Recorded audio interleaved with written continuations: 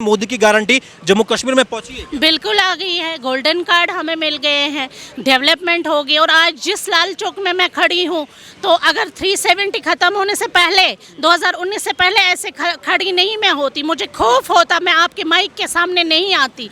But 370 ख़त्म होने के बाद इस वक्त मैं राहत महसूस करती हूँ। हाँ, हमारी डेवलपमेंट हो गई, मोदी जी ने बहुत डेवलपमेंट यहाँ की। अब टोपी उतार दी है, अब तो लग रहा है ना कि जम्मू कश्मीर की जनता उनकी इज्जत बचा लेगी, अब तो चुनाव में जितवाएगी उन्हें। नहीं, देखिए, इसका मतलब ही है कि उनको लगा वो हारने के चक्कर में है। उनको लगा कि अवाम उनको वोट डालने के चक्कर में नहीं है। अब वो टोपी फैला के या हाथ फैला के, उससे फैला के कुछ हासिल नहीं होना है। तो ये जोड़ी है राहुल गांधी के साथ, फिर भी कमाल नहीं कर पाएंगे? कुछ भी नहीं, कुछ भी हासिल नहीं होगा।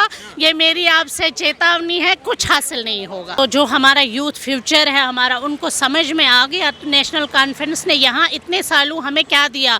जिन हाथों में हमें लैपटॉप होने चाहिए थे, कलम होने चाहिए थे, उन हाथों में इन्होंने बंदूक थमा दी। और बिल्कुल उनको समझ में आ गया है कितना अमन और कितना चैन है यहाँ, कितनी डेवलपमेंट है। आगे भी हमें उम्मीद है कि मोदी जी इंशाल्लाह कश्मीर को जन्नत बेनज़ीर ही रहने देंगे। इंडिया पावरफुल, हिंदुस्तान तो पावरफुल एक मुल्क है, हमें फख्र है हम इस मुल्क में रह रहे हैं। नमस्कार, बहुत बहुत स्वागत है आपका ऑल इंडिया न्यूज़ पर। मैं यशपाल राजपुरोहित। इस वक्त हम जम्मू कश्मीर के लाल चौक पर मौजूद हैं।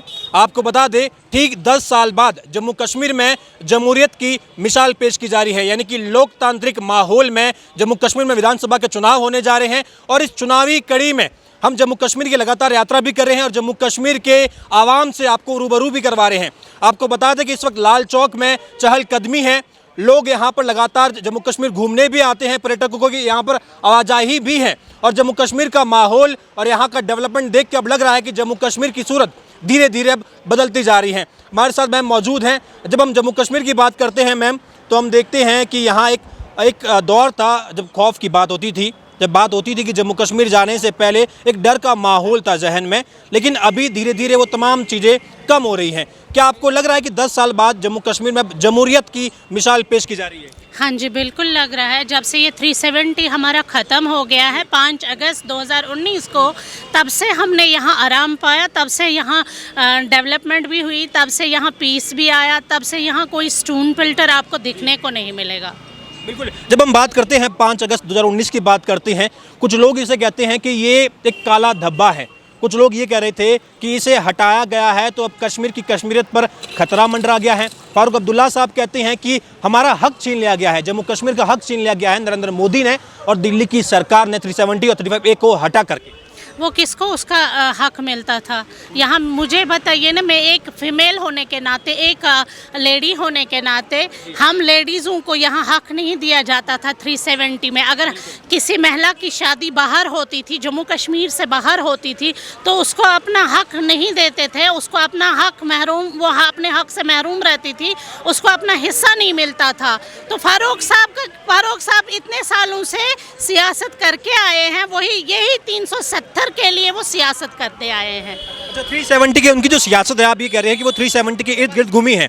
लेकिन जब हम ये बात करते हैं जम्मू कश्मीर की हम बात करते हैं, तो फारूक अब्दुल्ला हो या महबूबा मुफ्ती हो, ये यहाँ की लोकल पार्टियां हैं, ये कहते हैं कि हम जम्मू कश्मीर की आवाम हम खुद हैं और यहाँ के लोगों का हम दर्द समझते हैं, इसलिए इस बार के विधानसभा चुनाव में हमें चुना जाना चाहिए। अगर वो हमारा दर्द समझ लेते ना, एक कश्मीरी का दर्द समझ लेते, अगर वो हम कश्मीरियों का दर्द समझ लेते, तो हमें इतने साल इतना नहीं उठाना पड़ता, इतना कष्ट नहीं उठाना पड़ता है। हमारे बच्चे इस वक्त जेलों में हैं, हमारे बच्चे आदों के बेचारों को स्टोन पेल्टर से वो घायल हो गए हैं। उनको देखो, मतलब कितने, मैं आपको कितना गिनाऊं कि हमारी वो कैलेंडर निकलता था, हमारे बच्चे स्कूल नहीं जा पाते थे, तो वो एजुकेशन से महरूम हो रहते थे। अब मसला ये हुआ कि हमारी आज हम खुशी महसूस कर रहे हैं 370 ख़त्म होने के बाद, क्योंकि ये जो उनकी सियासत वो ख़त्म हो गया, वो कैलेंडर भी बंद हो गया और वो स्टोन पेल्टिंग भी बंद हो गई। 370 के हटने के बाद में क्या जम्मू कश्मीर वाकई में बदला है? क्योंकि हम देख रहे हैं जो बाहर से यहाँ आते हैं, चाहे हम हो या कोई और पर्यटक हो, जब वो आते हैं तो उन्हें ये दिखता है यहाँ पर कि अब घूमना बड़ा आसान हो गया है, सिक्योरिटी हो गई है। लेकिन जम्मू कश्मीर की आवाम को क्या फ़ायदा मिला है? किस चीज़ का? 370 हटने का। 370 हटने का हमें यही एक चीज़ मिला है कि यहाँ हमें अमन हो गया, शांति मिल गई।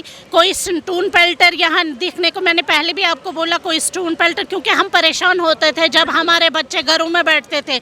एक माँ ही जानती है कि बच्चे की एजुकेशन कितनी ज़रूरी है। यहाँ हड़तालें होती थी और हम बहनों को, जब हम सुबह घर से निकलते थे तो शाम को आते थे घर, तब तक घर वाले परेशान होते थे। कोई स्टूडेंट, कोई बच्चा घर से निकलता था तो हम लोग बड़े परेशान होते थे। तब से हमने अच्छी राहत महसूस की, अच्छा हमें देखने को मिला। दिल्ली की सरकार दावा करती है कि 370 हटने के बाद में जम्मू कश्मीर में डेवलपमेंट हो रहा है, यहाँ इंफ्रास्ट्रक्चर का डेवलपमेंट भी हो रहा है, रोड बन रही हैं, तमाम यहाँ पर विकास के काम हो रहे हैं, युवाओं के लिए यहाँ पर कई ऑप्शन आ गए हैं, रोजगार के ऑप्शन आ गए हैं। क्या इसमें सच्चाई है? क्या वाकई में मोदी की गारंटी जम्मू कश्मीर में पहुंची है? बिल्कुल आ गई है, गोल्डन कार्ड हमें मिल गए हैं, डेवलपमेंट हो गई। और आज जिस लाल चौक में मैं खड़ी हूँ, तो अगर 370 ख़त्म होने से पहले, 2019 से पहले ऐसे खड़ी नहीं मैं होती, मुझे खौफ होता, मैं आपके माइक के सामने नहीं आती। बट 370 ख़त्म होने के बाद इस वक्त मैं राहत महसूस करती हूँ। हाँ, हमारी डेवलपमेंट हो गई, मोदी जी ने बहुत डेवलपमेंट यहाँ की। और आप देखिए, क्या कहते हैं उसको, ऐसा टूरिज़्म बन गया। आपने भी देखा होगा, जब पहले आप आते थे आप कैमरा छुपा छुपा के लाते होते, और आज देखिए ना, प्रेजेंट में जब आप आते ही तो एक राहत महसूस होती है और एक डेवलपमेंट। आप देख लेना टूरिज़्म हमारा कहाँ पहुँच गया, और स्मार्ट सिटी में हम आज खड़े हैं, इसका तो हमने तस्वुर में भी नहीं देखा था। बिल्कुल। लेकिन जब हम जम्मू कश्मीर की सियासत की बात करते हैं, पहले फारूक अब्दुल्ला की पार्टी एनसी पार्टी है। लोकसभा के चुनाव की अगर हम बात करें, उमर अब्दुल्ला उनके बेटे, वो अपनी सीट से चुनाव हार जाते हैं। महबूबा मुफ्ती इतनी बड़ी लीडर हैं, जम्मू कश्मीर की आवाम को अपना हक बताती हैं, बार बार कहती हैं कि मैं भी आवाम का हिस्सा हूं, वो भी अपनी सीट से अपना चुनाव हार जाती हैं। लगा कि लोकसभा चुनाव में जनता ने बदलाव का कहीं ना कहीं साइन दे दिया। इन दो बड़े नेताओं को अपनी सीट से हरा करके जम्मू कश्मीर ने कुछ बड़ा साइन दिया है। बिल्कुल, हमारे जो नौजवान हैं, जो हमारा यूथ है, तो जो हमारा यूथ फ्यूचर है हमारा, उनको समझ में आ गया नेशनल कॉन्फ्रेंस ने यहाँ इतने सालों हमें क्या दिया। जिन हाथों में हमें लैपटॉप होने चाहिए थे, कलम होने चाहिए थे, उन हाथों में इन्होंने बंदूक थमा दी। और बिल्कुल उनको समझ में आ गया है कि हमने क्या करना है। बिल्कुल उनको एक धक्का सा महसूस हो गया है। अब वो दो जगह पे फार्म भरते, और उनको ये है कि उनको ये भी नहीं पता है कि मैं जीतूंगा हारूंगा। इसका मतलब है कि उनको हार अभी से ही पता चल रही है। लेकिन इस बार तो राहुल गांधी की जोड़ी कहीं ना कहीं फारूक अब्दुल्ला के साथ है, उनकी पार्टी के साथ एक गठबंधन हो चुका है, एनसी का और कांग्रेस का। अब ये गठबंधन है, ये जोड़ी है, ये जोड़ी शायद कमाल कर देगी, इस उम्मीद में है। नहीं, कुछ नहीं होगा, उनको कुछ हासिल नहीं होगा। जीरो पे राहुल गांधी भी सेंटर में जीरो है और ये भी यहाँ पे जीरो में है, और क्या हासिल होगा आपको तो पता ही है। लेकिन राहुल गांधी जब जम्मू कश्मीर आते हैं तो कहते हैं मेरा खून का रिश्ता है जम्मू कश्मीर से, यहाँ की आवाम से मेरा पुराना रिश्ता है। ये तमाम जब चीज़ें वो बताते हैं तो शायद उसका कुछ प्रभाव पड़ जाए। नहीं, कुछ नहीं, कुछ हासिल नहीं होगा। इनके बयानबाजी से कोई चीज़ हासिल नहीं होगी। ये बिल्कुल बकवास है, बिल्कुल बकवास है। अब टोपी उतार दी है, अब तो लग रहा है ना कि जम्मू कश्मीर की जनता उनकी इज्जत बचा लेगी, अब तो चुनाव में जितवाएगी उन्हें। नहीं, देखिए, इसका मतलब ही है कि उनको लगा वो हारने के चक्कर में है। उनको लगा कि अवाम उनको वोट डालने के चक्कर में नहीं है। अब वो टोपी फैला के या हाथ फैला के, उससे फैला के कुछ हासिल नहीं होना है। तो ये जोड़ी है राहुल गांधी के साथ, फिर भी कमाल नहीं कर पाएंगे। कुछ भी नहीं, कुछ भी हासिल नहीं होगा। ये मेरी आपसे चेतावनी है, कुछ हासिल नहीं होगा। फारूक अब्दुल्ला और उमर अब्दुल्ला कहते हैं कि जम्मू कश्मीर के लिए कुर्बानियां एनसी ने दी हैं, कुर्बानियां दी हैं, आतंकवाद से लड़ने के लिए एनसी ने कुर्बानियां दी हैं।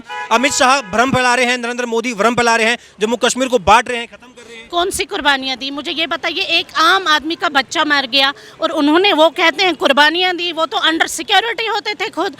एक आम आदमी का बच्चा मर गया, हमारी बहनों के भाई मर गए, किसी बहन के जो विधवा होगी उसका हस्बैंड मर गया।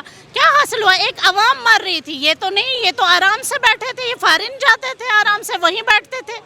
कोई फिक्र नहीं है। नो, कुछ भी नहीं। मैनिफेस्टो की बात करते हैं तो मैनिफेस्टो में भाजपा ये दावा कर रही है कि हम यहाँ पर एलपीजी सिलेंडर मुहैया कराएंगे, एक साल में 2 सिलेंडर मुहैया कराएंगे। ये तमाम दावे किए जा रहे हैं। बार बार ये भी कहा जा रहा है कि रोजगार 5 लाख रोजगार की बात की जा रही है, युवाओं के लिए डेवलपमेंट की बात की जा रही है। वही जो एनसी और राहुल गांधी का जो गठबंधन है, 370 की बहाली को लेकर ये दावा कर रहे हैं। कश्मीर में 2 झंडे की मांग को लेकर के ये दावा कर रहे हैं। क्या लग रहा है आपको, ये 2 झंडे की मांग 370 की बहाली, ये अभी भी जम्मू कश्मीर के आवाम के लिए बड़े मुद्दे हैं क्या? देखिए 370 एक बार गया वो वापस नहीं आया। नहीं आएगा। ये मुझे भी पता है, ये आपको भी पता है, ये आवाम को बेवकूफ़ बनाते हैं 370 के नाम पे।